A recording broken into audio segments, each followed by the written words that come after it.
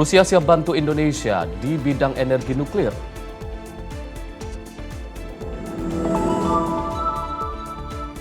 Anugerah KPI 2025. Pemprov Jakarta pasok pangan murah ke Kepulauan Seribu.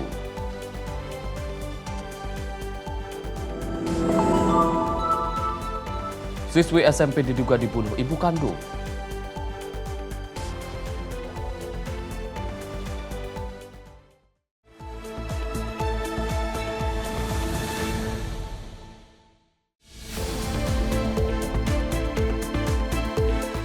Halo, selamat malam pemirsa, Anda menyaksikan Menyapa Indonesia Malam. Selain 5 informasi utama tadi, kami juga akan hadirkan rangkuman informasi terupdate seputar peristiwa dari dalam dan luar negeri. Saya, Arif Rifai.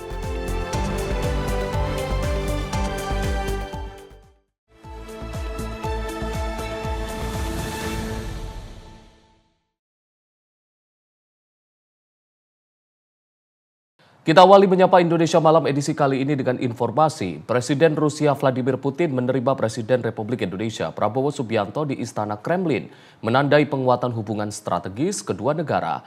Lawatan ini menjadi momentum penting membahas kerjasama di berbagai bidang dan stabilitas kawasan Indo-Pasifik. Pertemuan penting diplomasi Indonesia berlangsung di Istana Kremlin saat Presiden RI Prabowo Subianto bertemu Presiden Rusia Vladimir Putin pada Rabu 10 Desember 2025. Pertemuan ini menandai penguatan hubungan strategis kedua negara di tengah dinamika geopolitik global yang cepat berubah. Presiden Prabowo disambut resmi oleh pejabat tinggi Rusia, termasuk Komandan Utama Kremlin Sergei Udovenko dan Wakil Menteri Luar Negeri Andrei Rudenko. Kedua pemimpin mengawali pertemuan dengan jabat tangan hangat dan berbincang ringan sebelum melanjutkan sesi foto bersama, menegaskan hubungan profesional yang erat dan saling menghormati. Dalam pertemuan tersebut, kedua kepala negara membahas isu strategis dan stabilitas kawasan, diikuti jamuan makan siang sebagai bentuk penghormatan Rusia kepada delegasi Indonesia. Kunjungan ini diharapkan memperkuat koordinasi bilateral dan membuka ruang kerjasama strategis di berbagai bidang, khususnya menghadapi tantangan regional di Indo-Pasifik dan dinamika global. Presiden Prabowo turut didampingi Menteri Luar Negeri Sugiono dan Sekretaris Kabinet Teddy Indrawijaya. Tim redaksi Sinpo TV melaporkan. Sementara itu, Presiden Rusia Vladimir Putin dalam pertemuan resmi di Moskow menyatakan komitmen membantu Indonesia mengembangkan PLTN. Putin juga menawarkan kerjasama di bidang industri, pertanian, serta militer dan pariwisata.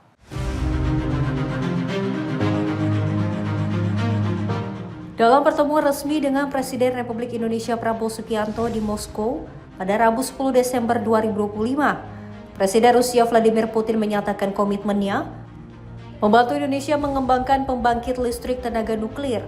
Putin juga menyampaikan ketertarikan Rusia untuk menjalin kerjasama dengan Indonesia di bidang industri, pertanian, pertahanan, dan militer. Banyak spesialis Indonesia mengikuti pendidikan militer di Rusia sebagai bagian dari penguatan hubungan strategis kedua negara. У нас очень хорошие перспективы в области энергетики, включая атомную генерацию. Ada banyak prospek dalam sektor energi, termasuk energi nuklir. Я знаю, что в вашей стране такие планы есть, и если вы посчитаете возможным привлечь наших специалистов, всегда в вашем распоряжении. Saya tahu bahwa Indonesia memang ada rencana terkait dan kalau Indonesia memang memutuskan melibatkan Rusia, kami selalu siap untuk membantu. У нас в области промышленной кооперации много интересных, может быть, проектов. Dalam perindustrian kami juga ada proyek-proyek banyak. В области сельского хозяйства. Dalam pertanian juga. Ну и взаимоотношения между военными ведомствами тоже. Напрямую между военными ведомствами. Hubungan antara kementerian-kementerian militer juga sangat aktif. Нет, развиваются. Sementara itu di bidang pariwisata, Putin menekankan kerjasama akan terus ditingkatkan dengan memberikan kemudahan visa. Pariwisata disebut sebagai salah satu pilar penting dalam hubungan bilateral Indonesia-Rusia dan mendukung pertumbuhan ekonomi kedua negara. Redaksi Sinpo TV melaporkan. Presiden Republik Indonesia Prabowo Subianto bertemu Presiden Rusia Vladimir Putin di Moskow dalam membahas penguatan hubungan perdagangan kedua negara. Pertemuan ini menyoroti peningkatan kerjasama ekonomi yang kini semakin stabil dan produktif.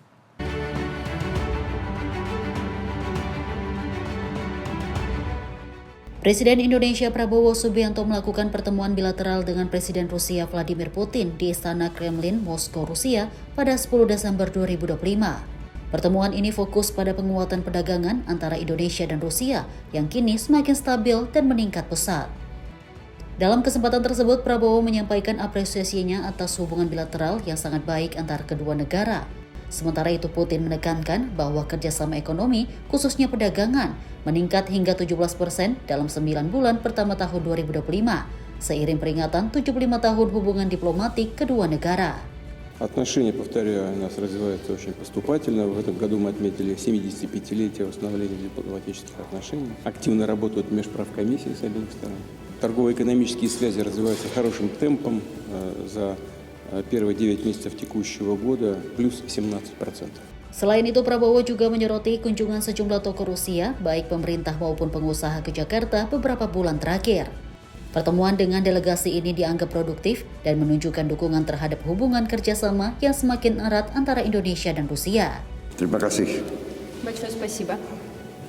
Yang saya hormati, Yang Mulia Presiden Putin dan para pimpinan dari pemerintah Rusia, kedatangan saya hanya untuk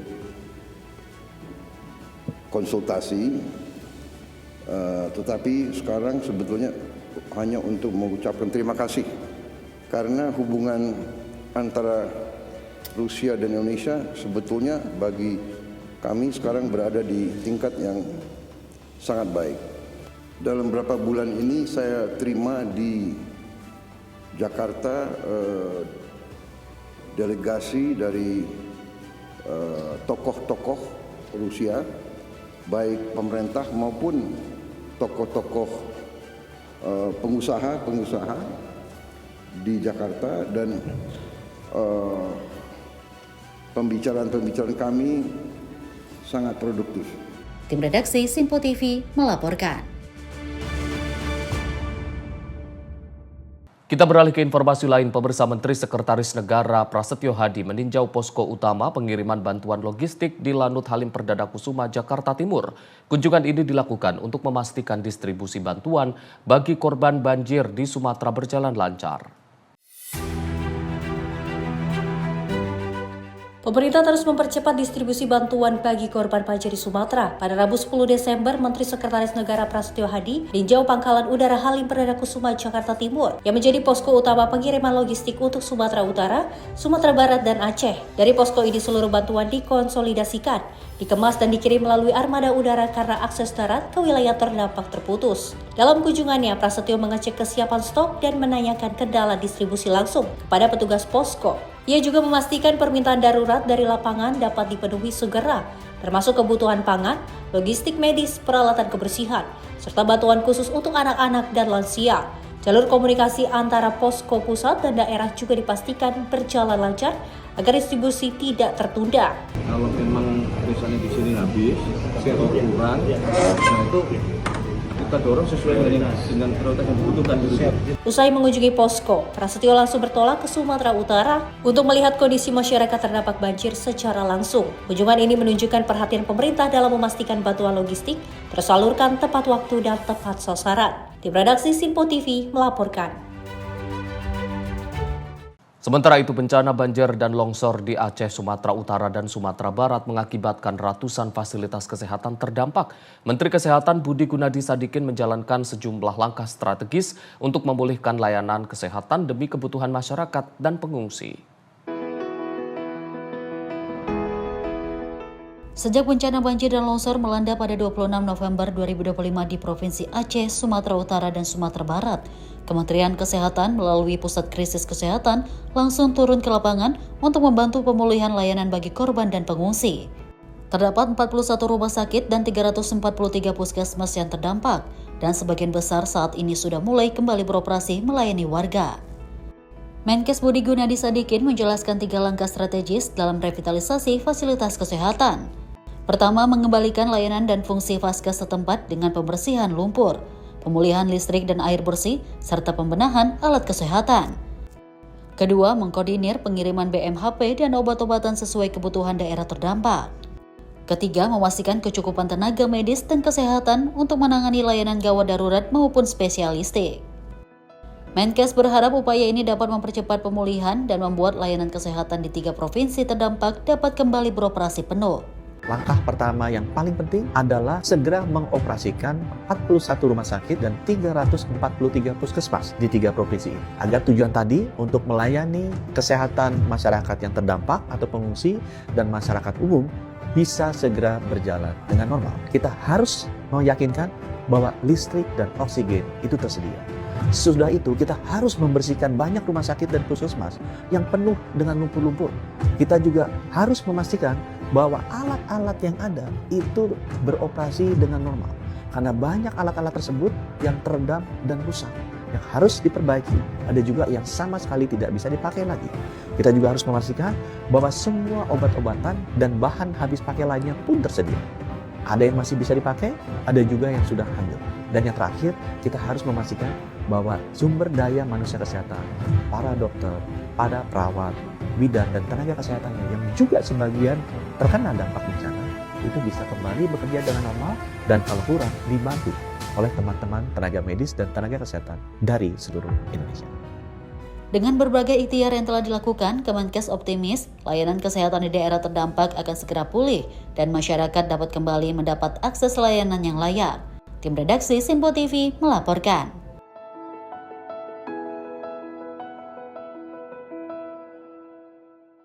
Kapolri Jenderal Polisi Listio Sigit Prabowo meninjau langsung penanganan pasca bencana di Aceh Tamiang. Kapolri turut melihat proses pembersihan sekolah dan masjid serta menyalurkan bantuan kepada warga di lokasi pengungsian.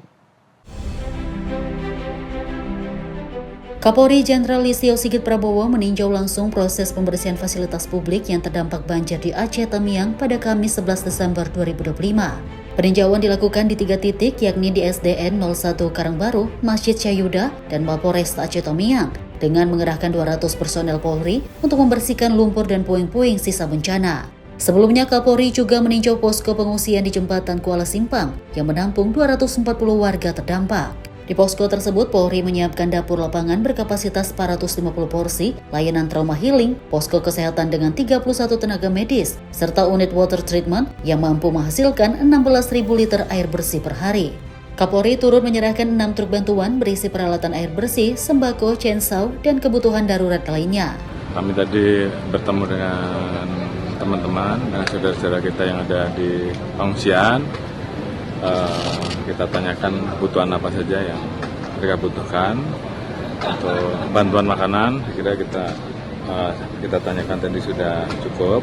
Namun kebutuhan untuk MCK, kebutuhan untuk air, ini yang memang harus kita tingkatkan. Kemudian juga kita kunjungi SD, kemudian musola, dan kali ini kita kunjungi Polsek dan Polres sebagai salah satu tempat pelayanan bagi masyarakat yang tentunya kita harapkan segera bisa bersih. Kapolri menyampaikan bahwa semua unsur harus bergerak cepat, terkoordinasi, dan tepat sasaran agar warga tidak terlalu lama menunggu bantuan yang didistribusikan. Jihan Nabila, Simpo TV, melaporkan. Pasca banjir bandang yang merendam fasilitas kesehatan di Aceh, RSUD Aceh Tamiang perlahan mulai kembali beroperasi. Layanan instalasi gawat darurat sudah resmi dibuka. Pembersihan fasilitas RSUD Aceh Tamiang dilakukan secara maraton sejak banjir bandang mengenangi area rumah sakit pada pekan lalu. Sejumlah ruangan seperti IGD, poli pelayanan, dan area penunjangan terdampak lumpur hingga menyisakan material setinggi puluhan sentimeter. Setelah 5 hari penanganan dan pembersihan intensif, layanan IGD akhirnya kembali beroperasi mulai 9 Desember 2025. Meski demikian, pemulihan secara menyeluruh masih terus dilakukan. Petugas menata ulang peralatan medis, membersihkan genangan air, serta mensterilkan ruangan yang masih terkontaminasi. Di tengah kondisi ini, apresiasi disampaikan kepada para tenaga kesehatan dan pihak terkait yang bekerja tanpa henti untuk mengembalikan layanan fasilitas kesehatan. Sudah bisa mulai hari ini kami akan membuka pelayanan. Tentu saja pelayanan terbatas ya. Dan juga di UGD juga nanti kami akan melakukan rawat inap yang memungkinkan untuk dirawat di sini. Kami masih persiapan, tapi di samping juga kami tetap melayani juga beberapa pasien yang datang ke sini tetap kami upayakan kami layani. Kami untuk operasional UGD kami dibantu dari Rumah Sakit Adam Malik yang kami sediakan nanti 20 tempat tidur untuk rawat inap terbatas. Farmasi sudah dibersihkan, sedang finishing. Ruang cuci darah, lumpur sudah dikeluarkan, hari ini tinggal disikat, dipel. Selanjutnya setelah ini kami akan berusaha membersihkan ruang poli rawat jalan, baru pelan-pelan nanti kami buka ICU, buka ruang laboratorium, buka ruang radiologi, baru ke ruang-ruang rawat. Pembukaan kembali layanan IGD menjadi tahap awal pemulihan RSUD Aceh Tamiang usai banjir bandang. Harapannya seluruh fasilitas dapat kembali beroperasi optimal demi keselamatan dan kesehatan masyarakat. Di redaksi Sinpo TV melaporkan.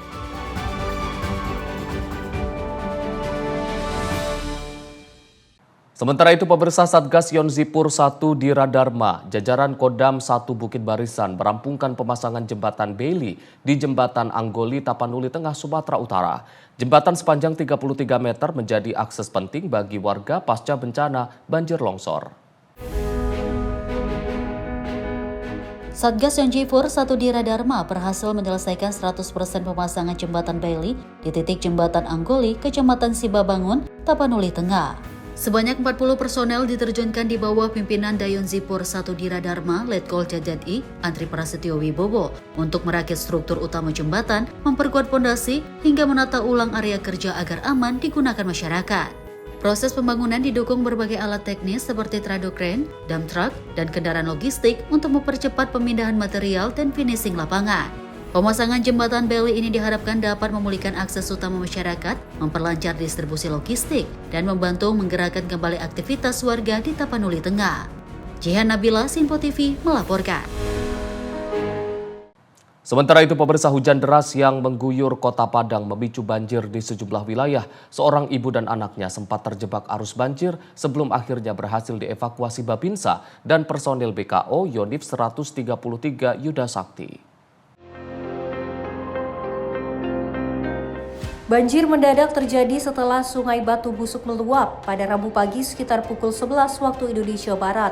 Tingginya intensitas hujan dalam 2 hari terakhir membuat permukiman warga di Kampuang Koto Tuo tenggelam oleh arus yang cukup deras. Di tengah kondisi itu, seorang warga bernama Nur, 46 tahun, bersama anaknya terjebak di dalam rumah yang mulai dipenuhi air. Mengetahui situasi darurat tersebut, Serma Helmizon, Babinsa Kapolo Koto Koramil 050, Kodim 0312 Padang bersama personil BKO Yonif 133 Yuda Sakti langsung bertindak cepat melakukan evakuasi. Dengan peralatan seadanya dibantu warga setempat. Prajurit TNI berhasil menyelamatkan ibu dan anak tersebut, serta membawa keduanya ke lokasi yang aman. Berkat gerak cepat petugas, tidak ada korban jiwa maupun luka-luka dalam kejadian ini. Hingga saat ini, Babinsa dan personel Yonif 133 Yuda Sakti masih bersiaga di sejumlah titik rawan banjir untuk mengantisipasi kenaikan debit air. Jihan Nabila, Sinpo TV melaporkan. Warga dan TNI bahu-membahu membersihkan RSUD Aceh Tamiang pasca bencana banjir. Berkat gotong royong tersebut, rumah sakit kini sudah bisa digunakan kembali. Proses pemulihan pasca bencana banjir dan longsor di Rumah Sakit Umum Daerah Aceh Tamiang terus dilakukan. Dalam unggahan Instagram @dr.ilhamsyaputra, tampak para relawan dan TNI bahu-membahu membersihkan bagian dalam dan luar rumah sakit, menyapu, mengangkut, dan menghilangkan sisa-sisa lumpur serta air banjir. Doa melaporkan, alhamdulillah kita telah kedatangan para relawan yang kemarin kita posting, ternyata antusiasmenya sangat luar biasa, dan sekarang sudah ada banyak relawan yang datang untuk membantu membersihkan RSUD Kota Tamiang. Semoga dengan bertambah bantuan ini akan mempercepat pemulihan RSUD Kota Aceh Tamiang. Rumah Sakit Umum Daerah Aceh Tamiang menjadi salah satu fasilitas yang paling parah terdampak banjir bandang hingga layanan sempat lumpuh total. Pada 4 Desember 2025, sebanyak 35 prajurit TNI diterjunkan untuk membuka akses rumah sakit yang terhalang puluhan kendaraan terseret banjir. Berkat gotong royong warga dan TNI, Rumah Sakit Umum Daerah Aceh Tamiang kini sudah kembali membuka layanan penting. Direktur Utama RSUD Muda Sedia Aceh Tamiang, Andika Putra, mengumumkan bahwa unit gawat darurat dan hemodialisasi atau cuci darah telah beroperasi sejak Selasa 9 Desember. Diharapkan mempercepat pemulihan pasca bencana dan melayani kesehatan masyarakat terdampak. Tim redaksi Sinpo TV melaporkan. Trauma hilik bagi korban banjir. Informasi selengkapnya usai jeda. Tetaplah bersama kami di Menyapa Indonesia Malam.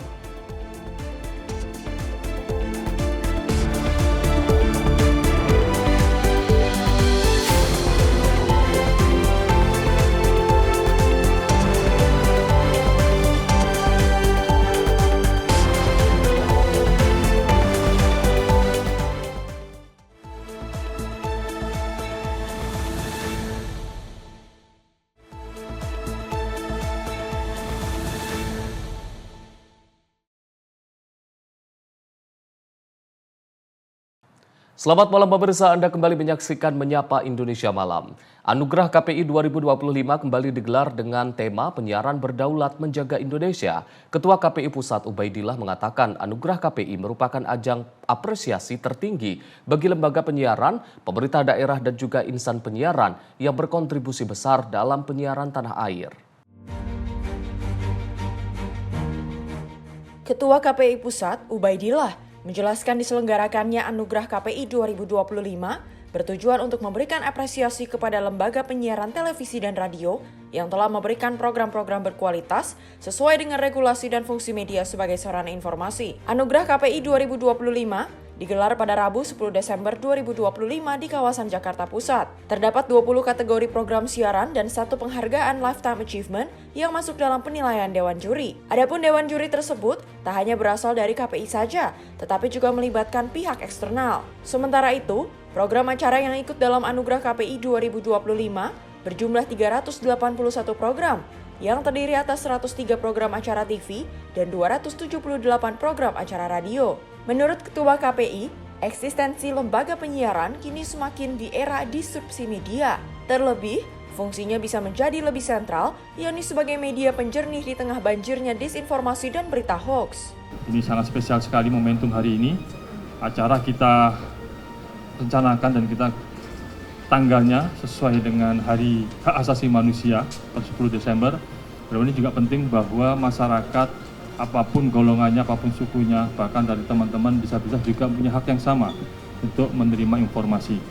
Nah, untuk Anugerah KPI 2025 ini kita memberikan apresiasi kepada lembaga penyiaran TV dan radio yang menjadi kewenangan KPI kepada mereka yang telah memberikan program-program yang berkualitas dan sesuai regulasi maupun sesuai dengan kebutuhan publik, kenyamanan, sesuai dengan fungsi media sebagai sarana informasi, hiburan, ekonomi, dan juga integrasi nasional, dan juga sarana penyebar kebudayaan, baik kebudayaan lokal maupun kebudayaan nasional.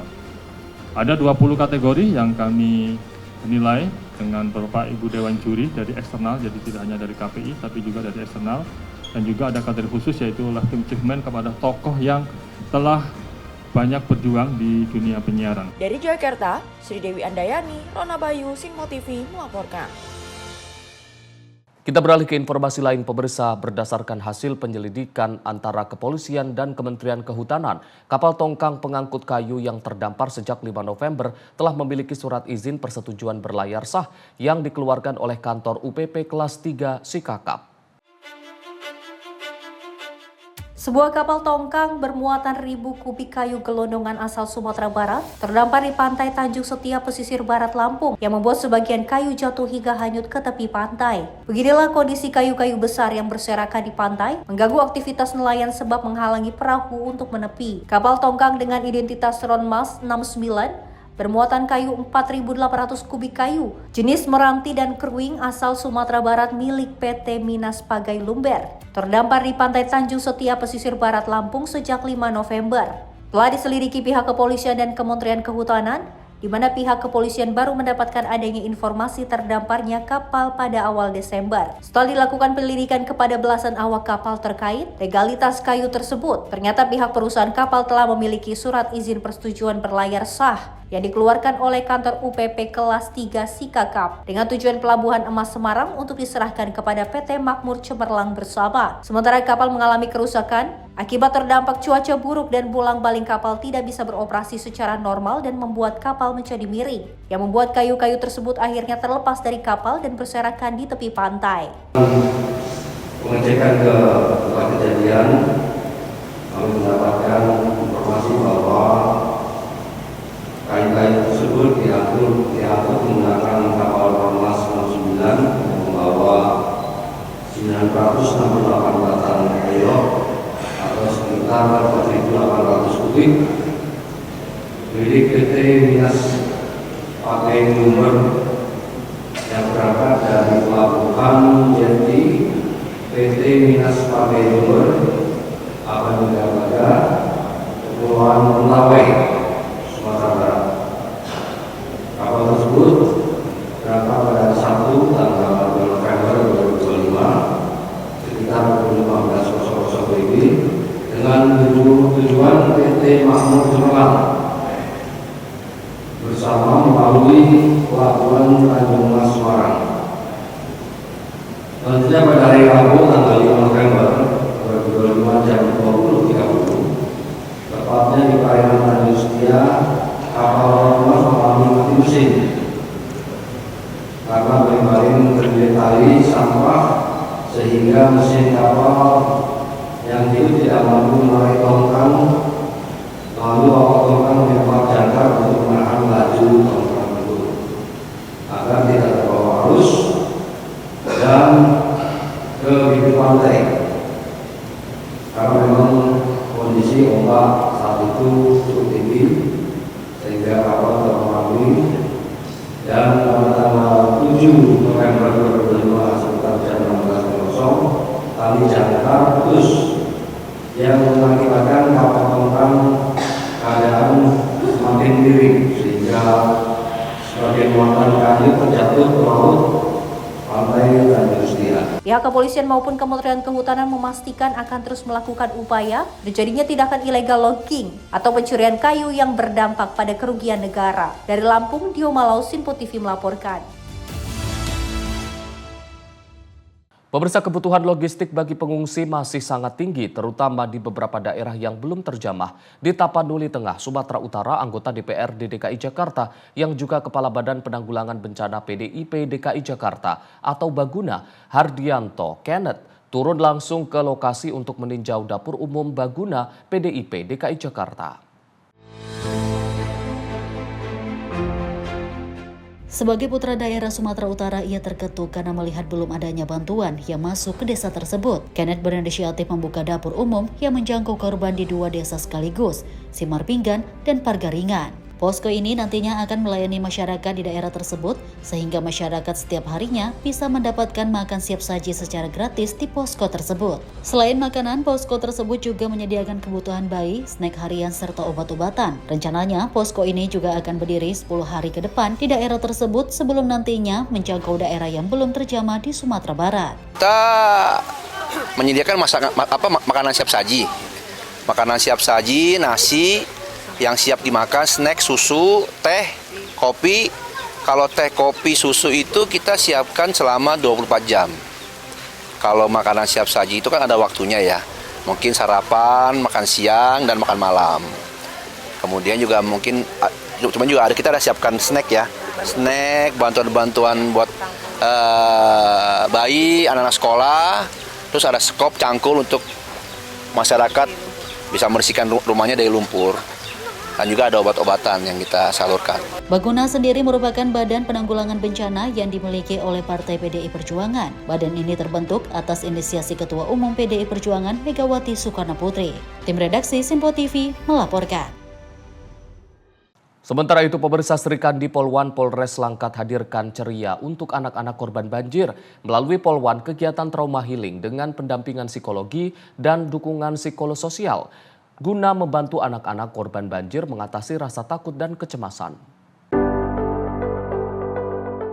Di tengah proses pemulihan pasca bencana banjir yang melanda sejumlah wilayah di Kabupaten Langkat, perhatian terhadap kondisi psikologis anak-anak menjadi salah satu fokus utama Polres Langkat. Melalui peluang kegiatan trauma healing, pendampingan psikologi, dan dukungan psikososial guna membantu anak-anak korban banjir mengatasi rasa takut dan kecemasan. Kegiatan yang diisi dengan permainan edukatif, komunikasi hangat, hingga pendampingan emosional bertujuan memulihkan kondisi mental anak yang terdampak situasi darurat. Dengan senyum ramah dan pendekatan humanis, para poluan menghadirkan suasana aman dan menyenangkan agar anak-anak kembali merasakan keceriaan setelah beberapa hari menghadapi tekanan dan ketidakpastian akibat banjir. Secara terpisah, Kapolres Langkat AKBP David Rio Prasojo memberikan apresiasi tinggi atas dedikasi Srikandi Poluan dalam mendampingi para korban, terutama anak-anak. Menurutnya, layanan psikologis merupakan bagian penting dari upaya pemulihan bencana. Melalui permainan kelompok, aktivitas menggambar, hingga sesi berbagi cerita, Poluan berusaha membantu anak-anak mengekspresikan emosi mereka. Pendekatan ini terbukti efektif dalam menurunkan stres, sekaligus memberikan rasa kebersamaan di tengah situasi sulit. Tim redaksi Simpo TV melaporkan. Menteri Sosial Saifullah Yusuf atau Gus Ipul menyampaikan hunian sementara bagi korban banjir dan longsor di Sumatera akan dilengkapi dengan jaminan hidup untuk menunjang perekonomian sehari-hari mereka. Mensos Saifullah Yusuf menyampaikan hunian sementara bagi korban banjir dan longsor di Aceh, Sumatera Utara, dan Sumatera Barat akan dilengkapi dengan jaminan hidup untuk menunjang perekonomian sehari-hari mereka. Hal ini disampaikan Mensos pada 9 Desember 2025. Ia menjelaskan, berdasarkan hasil koordinasi dengan Badan Nasional Penanggulangan Bencana, hunian sementara akan menunjang kehidupan para pengungsi minimal dalam waktu 1 tahun, yang kemudian akan diberikan hunian tetap sesuai dengan kondisi masing-masing korban. Namun berdasarkan instruksi Presiden Prabowo Subianto, apabila daerah mengalami kesulitan untuk menyediakan tanah, maka bisa menggunakan tanah-tanah negara. Tindak lanjut dari pengungsian itu adalah huntara, ya, tempat hunian sementara. Kemarin sudah dilaporkan oleh Kepala BNPB tentang perencanaan daripada huntara itu, yang sifatnya sementara ini setahun, ya, minimal itu setahun, bisa 2 tahun. Nah, yang berikutnya adalah huntap, hunian tetap. Hunian tetap ini tergantung pada kondisinya. Kalau secara umum dilaporkan oleh Kepala BNPB, huntap itu biasanya tanahnya disediakan oleh daerah, kemudian yang membangun adalah APBN lewat BNPB. Tapi kemarin ada instruksi dari Presiden agar tanah-tanah jika daerah mengalami kesulitan untuk menyediakan tanah bisa menggunakan tanah-tanah negara, yang ini nanti akan diurus lebih lanjut. Nah, setelah nanti huntara ini misalnya sudah bisa disediakan, maka kami nanti bersama kementerian lain masuk untuk pemberdayaan. Untuk mempercepat penanganan hunian sementara, Kementerian Perumahan dan Kawasan Permukiman telah menyiapkan stok rumah instan sederhana sehat atau RISHA yang dapat langsung dikirim. Dari Jakarta, Dio Malau, Simpo TV melaporkan. Kita beralih ke informasi lain, pemirsa. Kerjasama bilateral Indonesia-Pakistan semakin diperkuat, termasuk di bidang kesehatan. Pakistan berencana mengirim dokter untuk membantu kebutuhan tenaga medis di Indonesia. Kerjasama Indonesia dan Pakistan semakin diperkuat melalui bidang kesehatan, termasuk rencana pengiriman dokter dari Pakistan untuk membantu kekurangan tenaga medis di Indonesia. Pernyataan ini disampaikan Presiden RI Prabowo Subianto setelah bertemu Perdana Menteri Pakistan Muhammad Shehbaz Sharif di Islamabad pada Selasa 9 Desember 2025.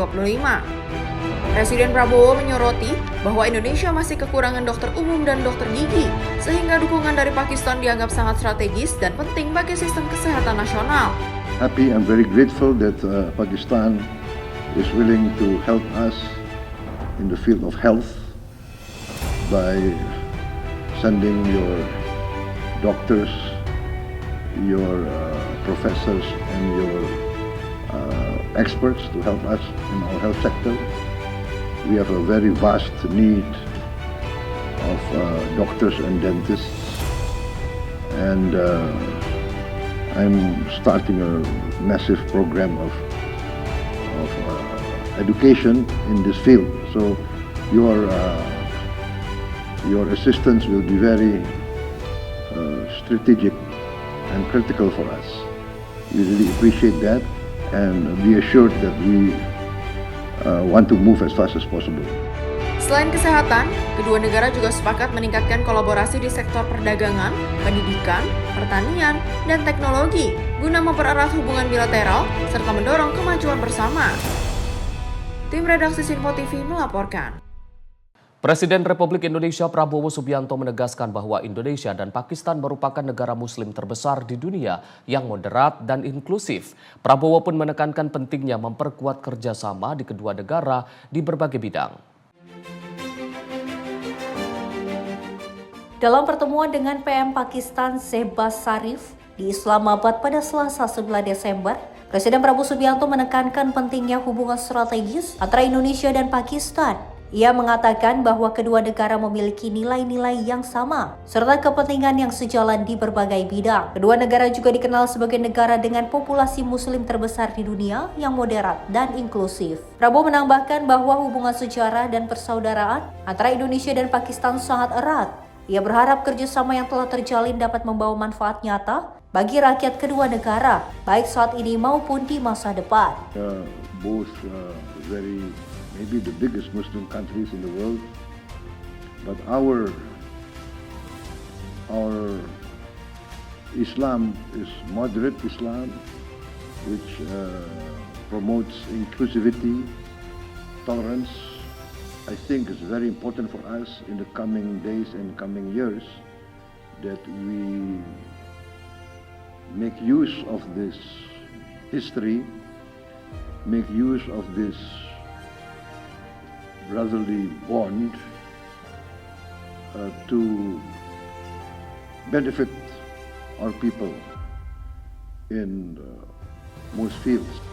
We have a very vast need of doctors and dentists, and I'm starting a massive program of education in this field. So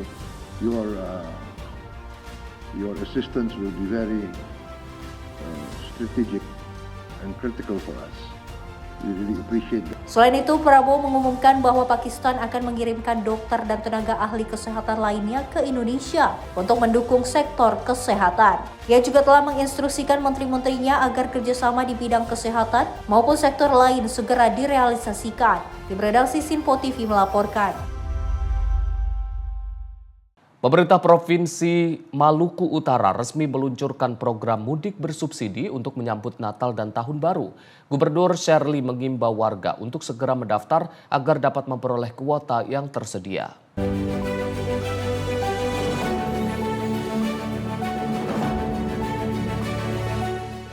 Gubernur Maluku Utara Shirley Juanda membuka gebyar pasar murah dan penyerahan alat tangkap nelayan di Desa Lina Indo, Kecamatan Tobelo Tengah, Kabupaten Halmahera Utara pada Rabu 10 Desember 2025. Gubernur Maluku Utara Shirley Juanda menegaskan bahwa mudik bersubsidi tahun ini mencakup perjalanan laut dan darat di wilayah Maluku Utara. Masyarakat yang ingin memanfaatkan fasilitas ini dapat mendaftar melalui aplikasi Verinesia, EasyBook, dan Verize mulai 12 Desember 2025.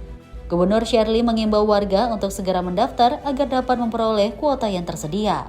Dan juga untuk Natal Tahun Baru, mungkin mau kasih tahu saudara-saudara yang mau mudik, dari Pemprov Maluku Utara melaunching hari ini mudik subsidi 50%. Jadi ada rute laut, ini khusus rute laut, kalau rute daratnya gratis. Rute laut bayar 50% saja diskonnya. Rutenya dia berlaku untuk keliling satu Maluku Utara, sumbernya dari Ternate ke Sanana, Ternate ke Taliabu.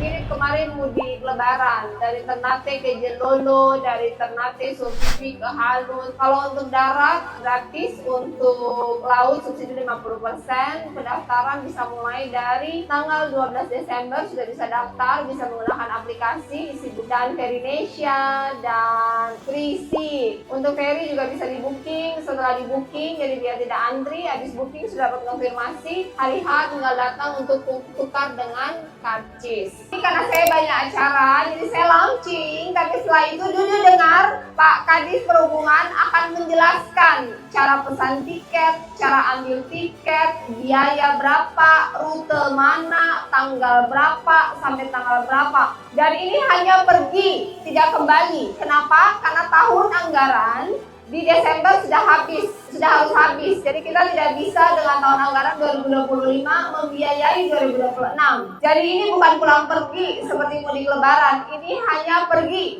tidak pulang ya. Setuju? Program mudik bersubsidi sebelumnya juga diberlakukan saat Lebaran Idul Fitri. Untuk periode Natal dan Tahun Baru ini, rute keberangkatan kembali dimulai dari kota Ternate. Tim redaksi Simpo TV melaporkan.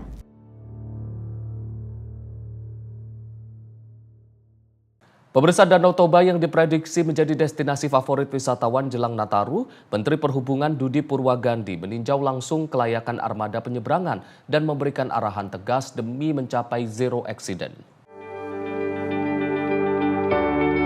Danau Toba berpotensi menjadi salah satu destinasi padat wisatawan selama perayaan Natal dan Tahun Baru 2026. Untuk itu, Menhub Dudi Purwagandi melakukan peninjauan langsung terhadap kesiapan layanan penyeberangan di Danau Toba. Pada kesempatan itu, Menhub menegaskan agar semua kapal yang beroperasi wajib memenuhi standar kelayakan dan tidak melebihi kapasitas angkut. Langkah ini diambil untuk mewujudkan zero accident dan zero fatality selama masa Nataru. Menhub juga menyerahkan life jacket kepada para awak kapal tradisional serta meninjau langsung KMP Pora-Pora yang akan melayani rute Aceh Bata Ambarita. Berdasarkan hasil survei pergerakan orang pada masa Nataru 2025 hingga 2026, diperkirakan terjadi 4,63% atau setara dengan 5,53 juta pergerakan menuju Sumatera Utara, sehingga penguatan keselamatan menjadi fokus utama. Sebagaimana yang kita ketahui bahwa Toba merupakan salah satu tempat yang pada saat perayaan Natal dan Tahun Baru menjadi lokasi yang cukup ramai penggunaan atau pemanfaatan jalur lintas penyeberangan. Ada sekitar 9 lintasan dengan jumlah kapal dari berbagai jenis ada sekitar 357. Dengan peningkatan pengawasan dan kesiapan armada, pemerintah berharap arus wisatawan di Danau Toba selama Nataru dapat berlangsung aman dan lancar. Tim redaksi Simpo TV melaporkan. Pemirsa, informasi lainnya akan kami hadirkan usai jeda. Tetaplah bersama kami di Menyapa Indonesia Malam.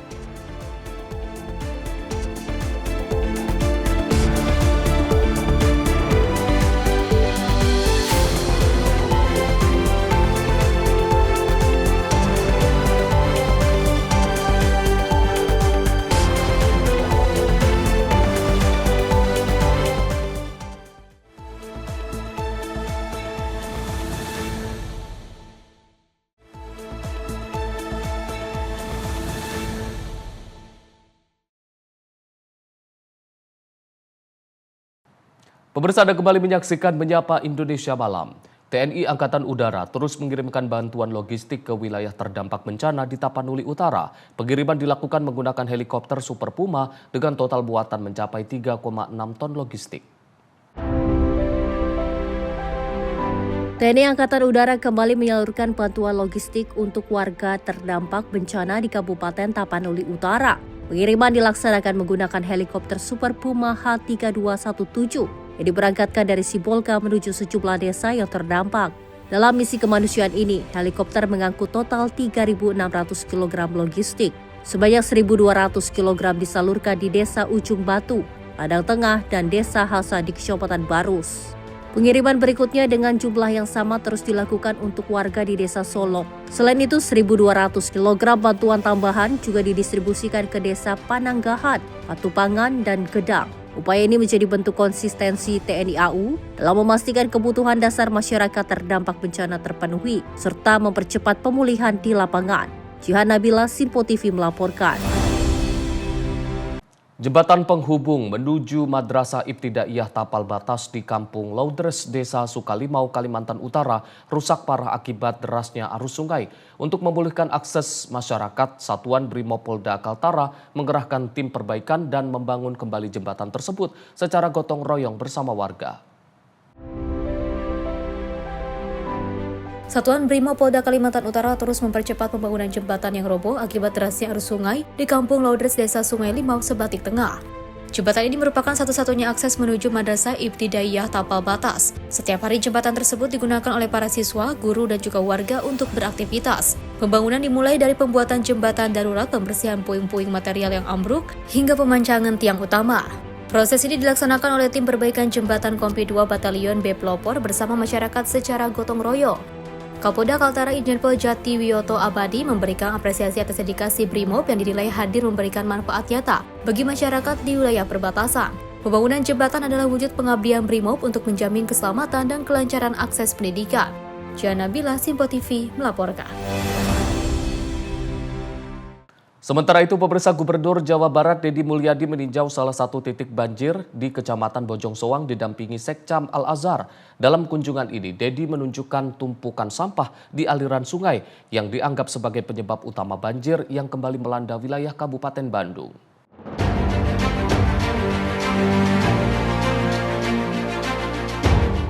Gubernur Jawa Barat Deddy Mulyadi kembali ke Bandung setelah menyalurkan bantuan bagi korban banjir di Sumatera. Setibanya di Bandung, ia langsung meninjau banjir yang kembali melanda sejumlah wilayah Kabupaten Bandung. Ia ingin memastikan penyebab utamanya dan menyiapkan langkah cepat agar banjir tidak terulang. Deddy bergerak menuju salah satu titik banjir di kawasan Bojong Soang. Ia menemukan aliran sungai yang penuh sampah. Kondisi itu langsung ia rekam dan unggah ke media sosial. Selama peninjauan, Deddy didampingi Sekcam Bojong Soang, Al-Azhar. Ia menanyakan sumber sampah yang memenuhi sungai tersebut. Pertanyaan itu sampai membuat Al-Azhar tampak ragu. Melihat situasi itu, Deddy meminta aparat jujur dalam menyampaikan kondisi lapangan. Besok saya kumpulin Bupati Bandung, Wali Kota Cimahi, Bupati Sumedang, kemudian Wali Kota Bandung. Kerjasama dengan nyata, bukan wacana. Ambil tindakan, temenan kalau ada izin. Iya, Pak. Oke? Oke. Terutama perumahan itu juga harus ada izinnya, Pak. Tong dikeluarkan di izin, kan perumahan juga membangun perumahan karena ada izin. Ya. Tata ruangnya rubah dulu. Daerah yang sekarang dibikin rumah, sawah bikin rumah, ngeserenan. Sekarang tidak boleh lagi ada pembangunan, kan sudah ada edaran gubernur, larangan alih fungsi lahan. Ya. Setuju tidak, Bapak? Setuju, Pak. Biar nggak banjir di gitu. Gitu, oke. Untuk menekan resiko banjir, Deddy mengeluarkan surat edaran mengenai penghentian izin pembangunan perumahan di Bandung Raya. Ia menilai kebijakan itu penting untuk menghentikan perluasan permukiman di wilayah rawan banjir. Dalam edaran tersebut, ia meminta pemerintah daerah meninjau ulang lokasi pembangunan yang berada di kawasan rawan bencana. Ia juga menekankan kewajiban pengawasan terhadap pembangunan agar sesuai rencana tata ruang. Ia menegaskan bahwa setiap pembangunan harus memiliki persetujuan bangunan, gedung, serta mengikuti kaidah teknis yang berlaku. Selain itu, Deddy meminta pemerintah daerah memulihkan kawasan yang rusak akibat pembangunan. Ia juga mendorong penanaman pohon pelindung di area permukiman. Menurutnya, Bandung berada di cekungan sehingga ancaman banjir lebih tinggi. Tim redaksi Simpo TV melaporkan. Wakil Menteri Dalam Negeri Bima Arya Sugiarto meninjau langsung wilayah terdampak banjir di Kecamatan Bojong Soang dan Balendah, Kabupaten Bandung. Sejumlah warga melaporkan banjir di titik tersebut terus meningkat setiap tahun. Wamendagri menekankan pentingnya penanganan menyeluruh dari hulu hingga hilir. Wamendagri Bima Arya Sugiarto melakukan peninjauan terhadap penanganan banjir di Kecamatan Bojong Soang dan Balendah, Kabupaten Bandung. Dari laporan warga, banjir di wilayah ini terus meningkat setiap tahun. Bima menjelaskan faktor pemicu banjir bukan hanya hidrometeorologi, tetapi juga tata kelola sungai yang masih menjadi persoalan.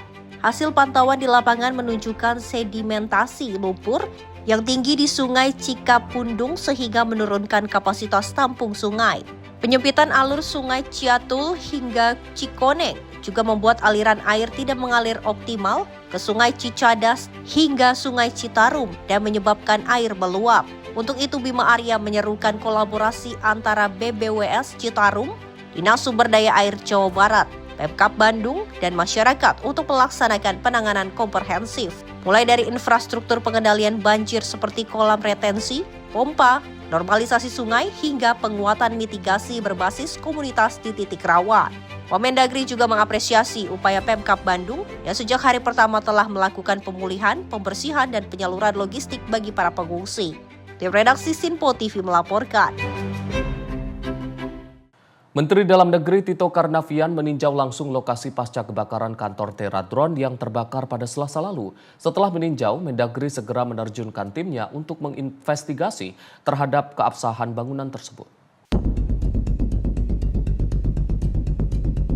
Menteri Dalam Negeri Tito Karnavian mendapat arahan langsung Menteri Sekretaris Negara untuk melakukan evaluasi menyeluruh terhadap prosedur tata cara mitigasi kebakaran usai insiden kebakaran di kantor Teradron, Jakarta Pusat.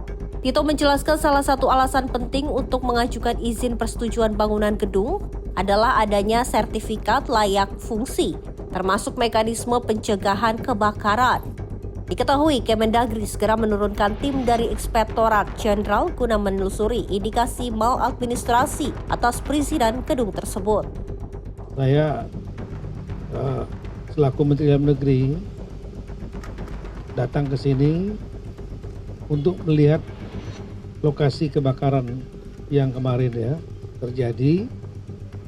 Saya juga berdiskusi dengan Bapak Mensesnek yang intinya kita tidak menginginkan kejadian ini terulang kembali.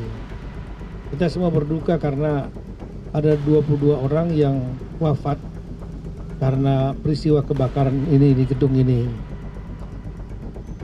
Kemudian saya diperintahkan untuk mengevaluasi prosedur tata cara untuk pencegahan kebakaran atas gedung-gedung itu seperti apa. Dan kemudian agar tidak terulang kembali, kira-kira apa yang harus dilakukan? Ada gray area nggak dalam pengaturan masalah pencegahan kebakaran gedung misalnya? Dari Jakarta, Max Munte, Azizul Hakim, Sinpo TV melaporkan. Menteri Perubahan dan Kawasan Permukiman Marwar Sirait melakukan pertemuan resmi dengan Menteri Hukum Supratman Andi Aktas. Pertemuan ini digelar untuk mempercepat pembahasan sejumlah regulasi penting di sektor perubahan dan kawasan permukiman, khususnya Undang-Undang Perumahan.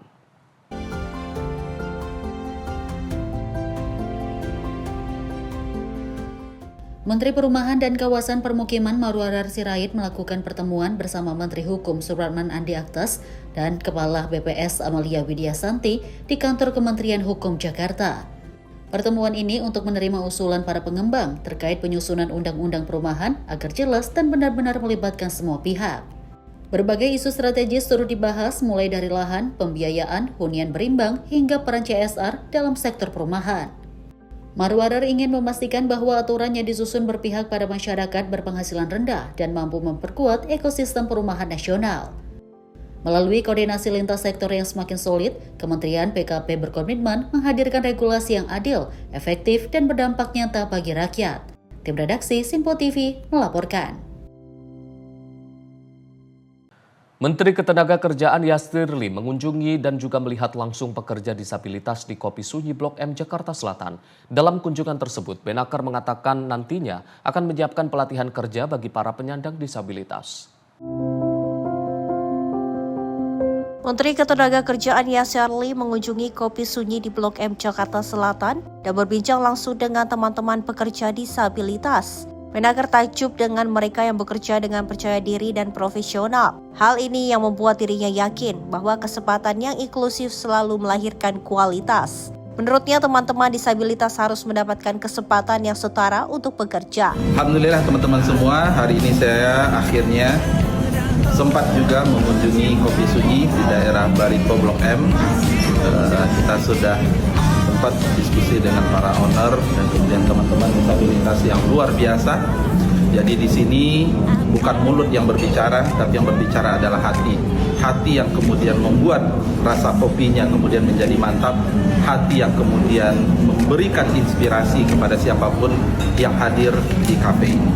Semangat, dan kami dari pemerintah juga menjadikan ini sebagai memuat inspirasi buat kami, memuat motivasi bahwa setiap teman-teman disabilitas harus mendapatkan kesempatan yang setara untuk bekerja. Maka dari itu pemerintah siap mendukung UMKM maupun perusahaan yang ingin memperkerjakan tenaga kerja disabilitas, mulai dari pelatihan hingga pendampingan.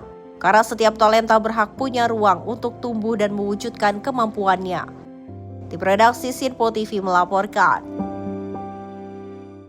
Pemerintah Provinsi DKI Jakarta mendistribusikan 15 ton pangan murah ke Kepulauan Seribu melalui Pelabuhan Marina Ancol, Jakarta Utara, Kamis pagi. Langkah ini dilakukan dalam rangka menyambut Hari Besar Keagamaan Nasional, Natal 2025 dan Tahun Baru 2026.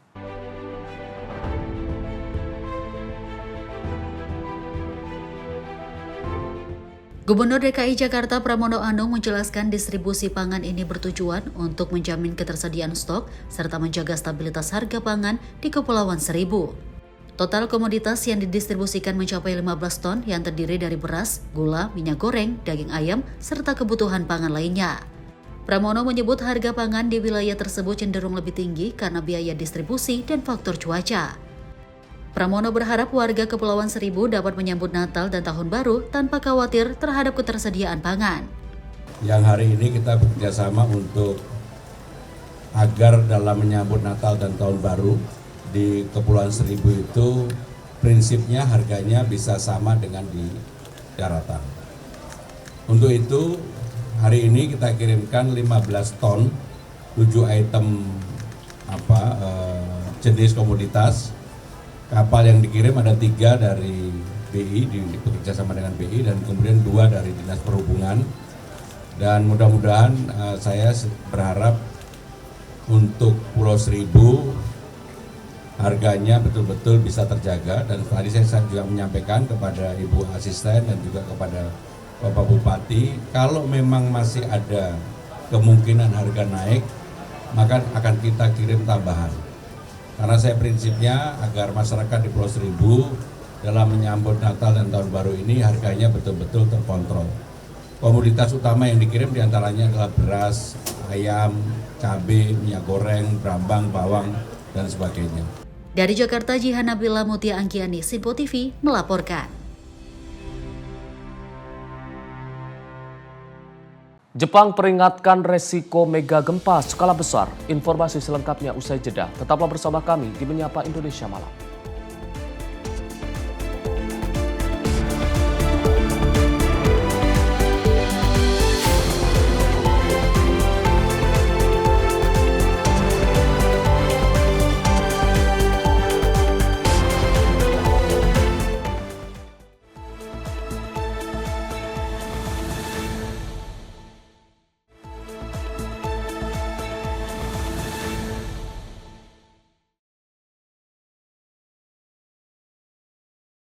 Pemirsa, Anda kembali menyaksikan Menyapa Indonesia Malam. Seorang ibu rumah tangga di Medan, Sumatera Utara tewas di tangan putri kandungnya yang masih berusia 13 tahun. Korban mengalami luka tusukan senjata tajam di sekujur tubuhnya. Peristiwa pembunuhan anak terhadap ibu kandung terjadi pada Rabu 10 Desember 2025 sekitar pukul 5:30 WIB di Jalan Dwi Kora, Medan, Sumatera Utara. Korban berinisial FS ditemukan tewas dengan kondisi sekujur tubuh mengalami luka tusukan senjata tajam di dalam kamar lantai 1 rumahnya. Tono, kepala lingkungan sekitar, mengatakan, diduga korban tewas dibunuh putrinya sendiri yang masih duduk di bangku sekolah menengah pertama atau SMP usai keduanya terlibat cekcok. Pelaku naik pitam dan sakit hati setelah dimarahi korban. Menurut Tono, korban tinggal bersama suami dan kedua anaknya yang salah satunya adalah pelaku. Dan pada malam kejadian itu korban tidur bersama pelaku dan seorang anak lainnya. Anaknya yang terduga itu. Korbannya ibunya, ibu kandungnya, yang paling kecil. Dan semalam karena kakaknya itu dimarahi sama korban itu, jadi adiknya itu tak kesinggung apa, makanya diapain. Dalam 4, yang 3 di satu kamar di bawah. Yang ayahnya itu dia. Korban disemayamkan di ruang jenazah Rumah Sakit Umum Bayangkara Medan untuk keperluan visum. Dan pelaku kemudian diamankan petugas di Mapolres Tabes Medan untuk dimintai keterangannya. Saat ini rumah korban dipasangi garis polisi. Sejauh ini belum ada keterangan resmi dari kepolisian terkait kasus pembunuhan ini. Dari Medan, Sumatera Utara, jurnalis Simpo TV melaporkan. Sementara itu, seorang ayah berusia 40 tahun di Pandeglang, Banten ditangkap polisi setelah diduga menjadi pelaku persetubuhan terhadap putri kandungnya sendiri selama 3 tahun terakhir. Kasus ini terbongkar saat ibu korban mengetahui anaknya yang masih di bawah umur telah hamil 7 bulan.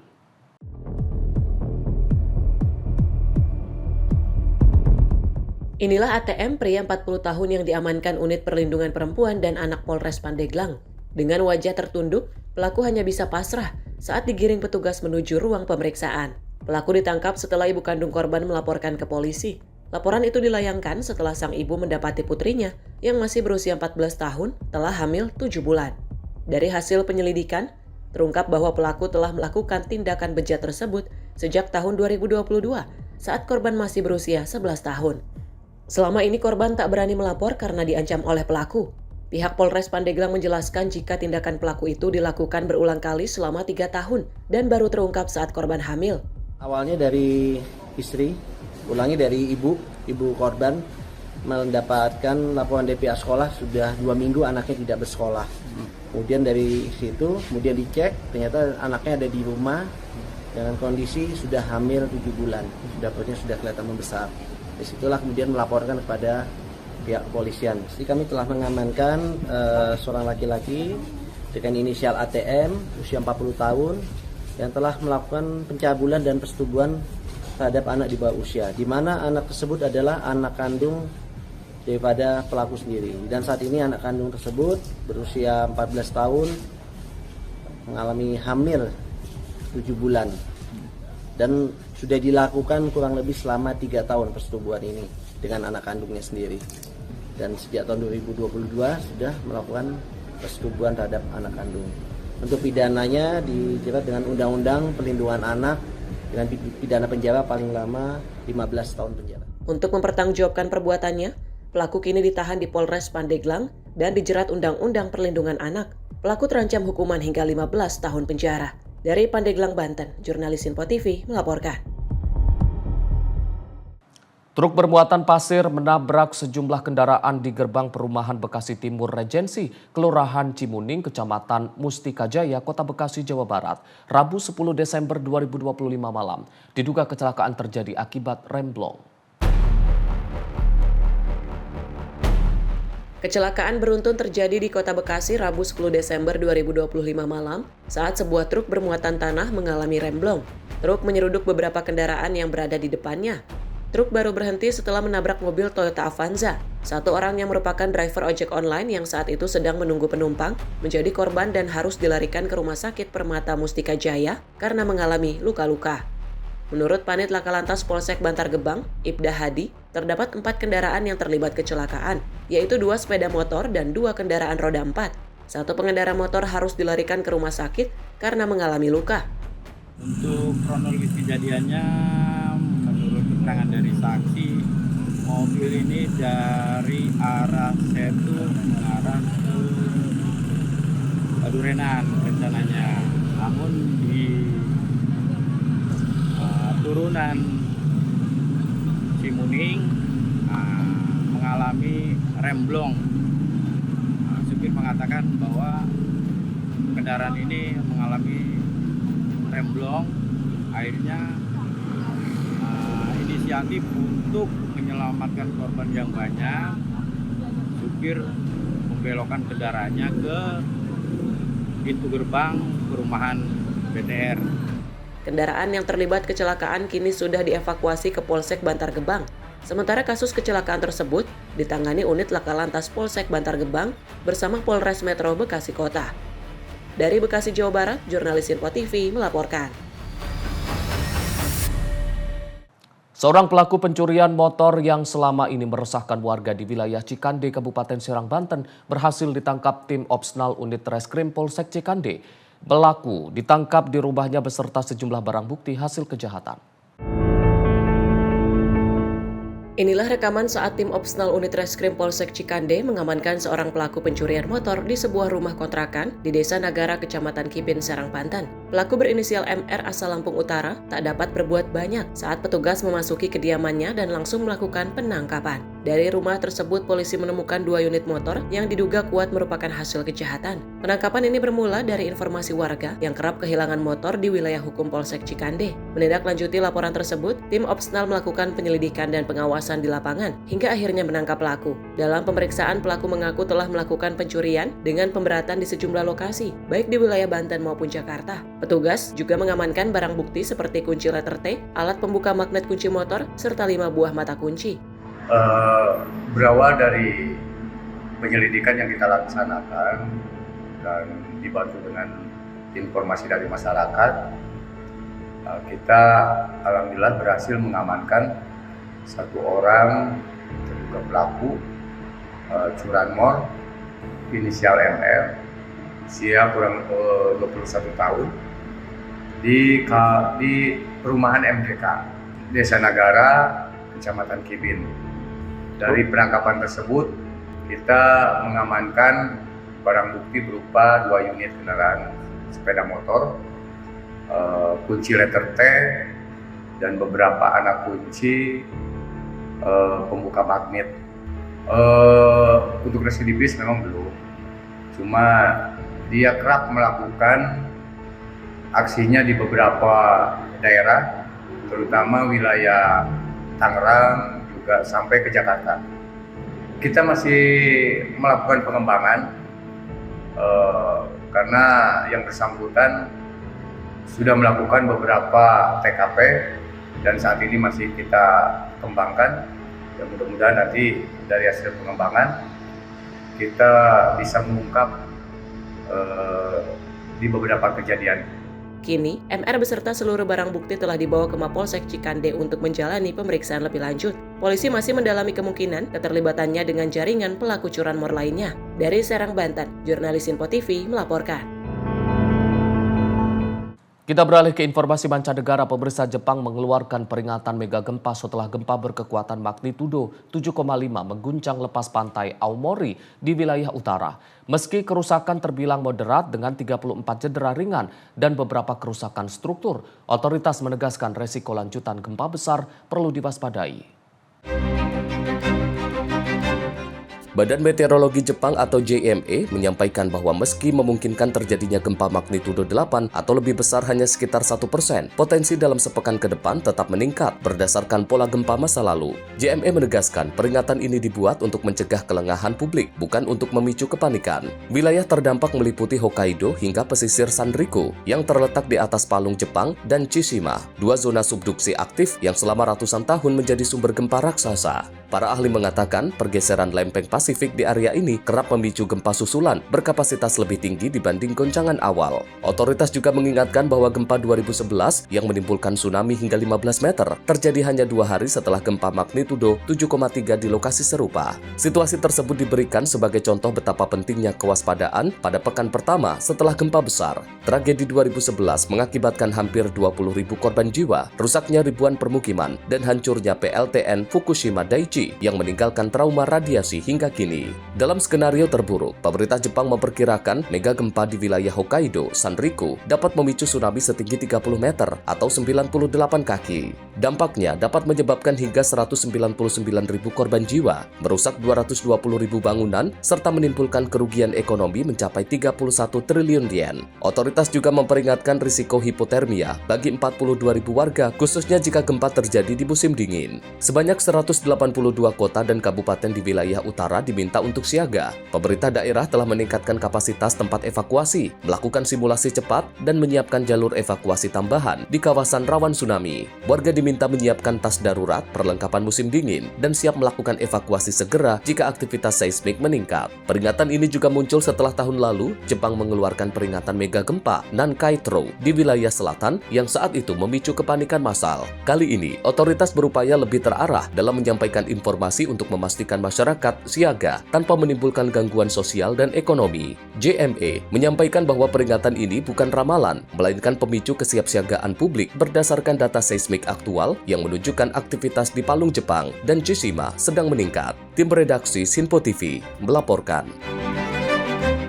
Sementara itu, pemirsa, konflik di perbatasan Thailand dan Kamboja kembali memanas, memaksa ratusan keluarga di distrik Phel-Pheng, Kamboja mengungsi ke tenda-tenda darurat.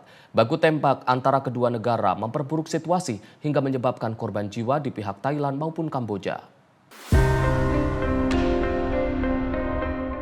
Bentrokan kembali pecah di perbatasan Thailand dan Kamboja, memaksa ratusan keluarga di distrik Phel-Pheng, Provinsi Pursat, Kamboja, untuk meninggalkan rumah mereka dan mengungsi di bawah tenda-tenda darurat. Rekaman pada Rabu 10 Desember 2025 menunjukkan deretan tenda mengisi lapangan terbuka. Warga terlihat mengatur barang-barang dan menerima bantuan air. Gubernur distrik Phel-Pheng, Theang Leng, mengatakan ini menjadi kali ketiga wilayahnya menampung para pengungsi internal. Leng meminta komunitas internasional turun tangan untuk mencegah apa yang disebutnya sebagai pelanggaran kedaulatan Kamboja oleh Thailand. Situasi memburuk setelah Thailand meluncurkan serangan udara ke posisi militer Kamboja di zona sengketa.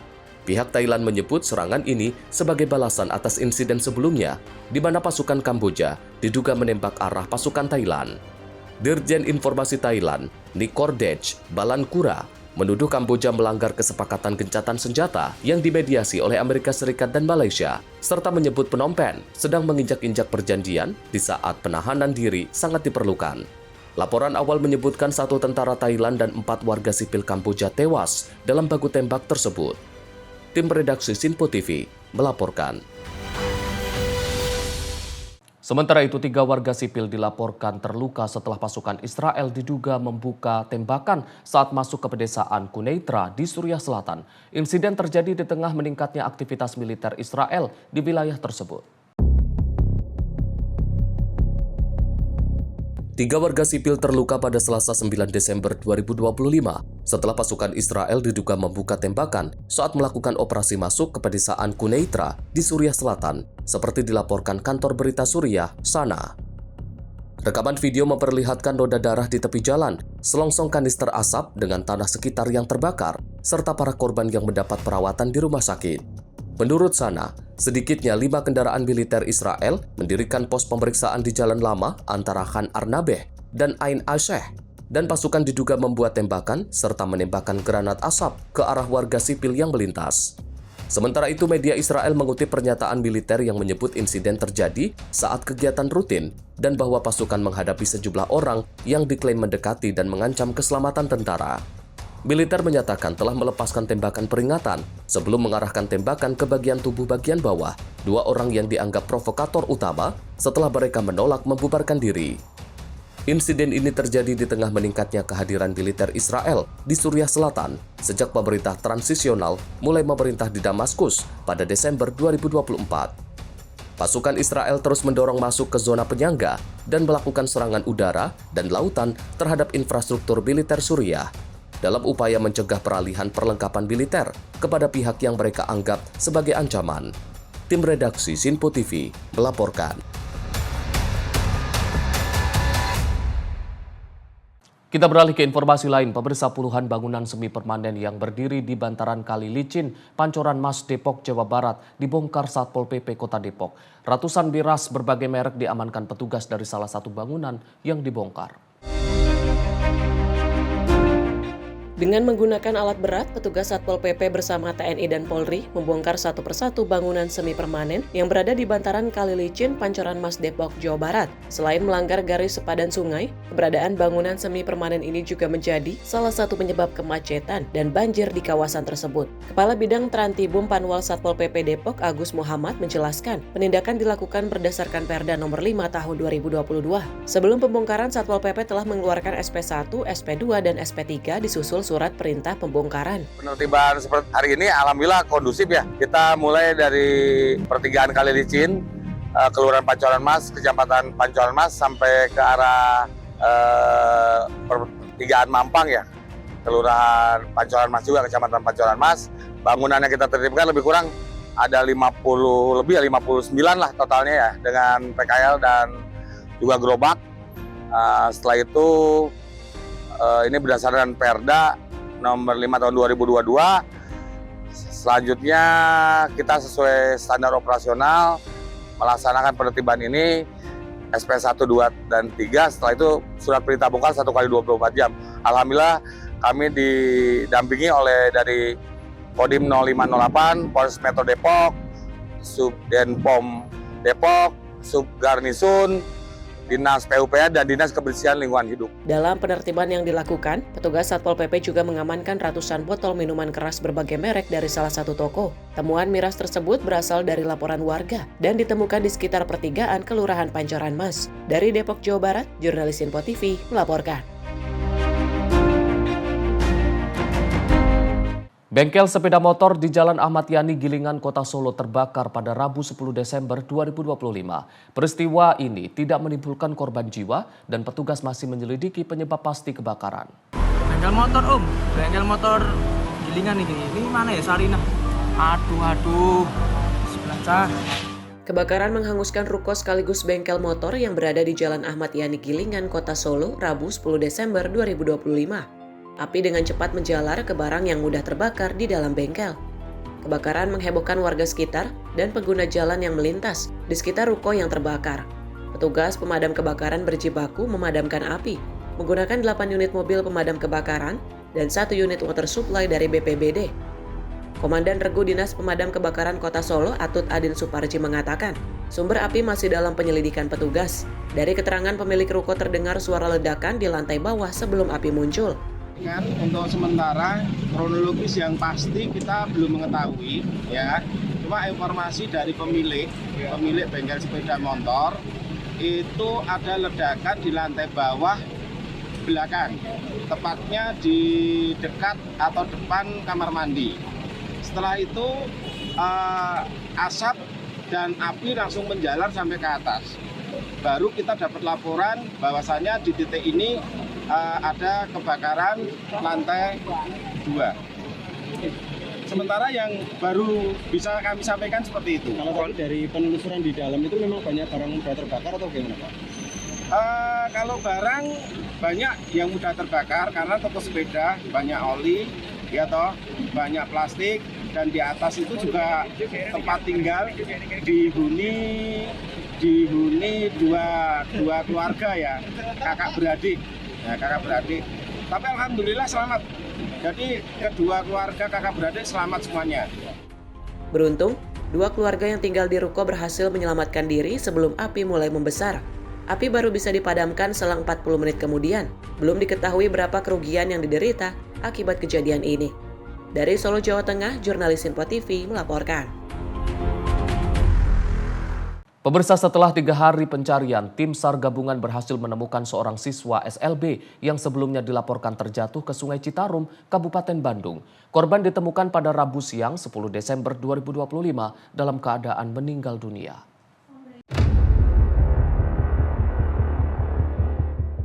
Korban merupakan siswa SLB atas nama Fatur Rahman, 14 tahun yang sebelumnya dilaporkan terjatuh ke Sungai Citarum, Kecamatan Margahayu, Kabupaten Bandung.